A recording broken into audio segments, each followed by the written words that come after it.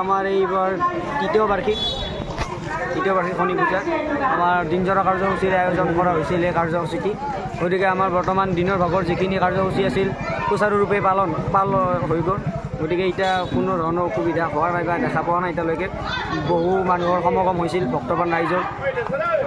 অতি কমেও আমি দিনৰ ভাগত 10,000 পৰা 12,000 মানুহৰ এটা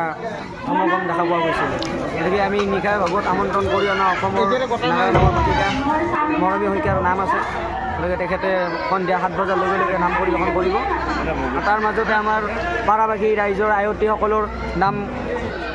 চলি আছে তেওঁলোকে নাম গাই আছে গতিকে পূজাখন খুব ধুনীয়াকৈ খুব সুন্দৰ পৰিপাটিকৈ চলি গৈ আছে পূজাখন কৰাৰ উদ্দেশ্য আমাৰ এটাই যে অঞ্চলবাসীৰ লগতে আমাৰ মানুহৰ মাজত যাতে বেয়া ভাৱ নাথাকে কোনো কাৰো প্ৰতি যাতে হিংসা ভাৱ নাথাকে কাৰো প্ৰতি যাতে বেয়া ভাৱ নাথাকে সকলোৰে মনবিলাক শুদ্ধ হ'ব লাগে পবিত্ৰ হ'ব লাগে কাৰো যেন বেমাৰ আজাৰ নহয় এখন হয় এই ৰাইজৰ মংগলৰ অৰ্থে এই পূজাখন আমাৰ আগবঢ়া হৈছে পূজাখন কৰা হৈছে ৰাইজৰ মংগলৰ অৰ্থে আপুনি কি ক'ব ৰাইজৰ মংগলৰ অৰ্থে মোৰ ক'বলগীয়া বিশেষ একোৱেই নাই এটাই ভগৱানৰ ওচৰত আজি আমি সকলোৱে পুষ্পাঞ্জলি দিলোঁ বা সকলোৱে আমি পূজাখন এইকাৰণে পাতিছোঁ যে ভগৱানে সকলোৰে কৃপা কৰক দয়া কৰক সকলোৰে মংগল কৰক এইখিনিয়ে ঈশ্বৰৰ ওপৰত আশা কৰক ৰাইজৰ সঁহাৰি বিপুল সঁহাৰি বতৰৰো সঁহাৰি শনি বাবাৰ কৃপা আৰু কি ক'ব আপুনি আৰু কি ক'ম মানে আমি এনেকৈ যেনেকৈ আজি পূজাখন হৈছে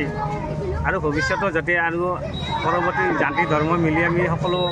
এই পূজাখন কমিটি গোটেইখিনি কৰিব পাৰোঁ শান্তি সমন্বয় লক্ষ্য কৰি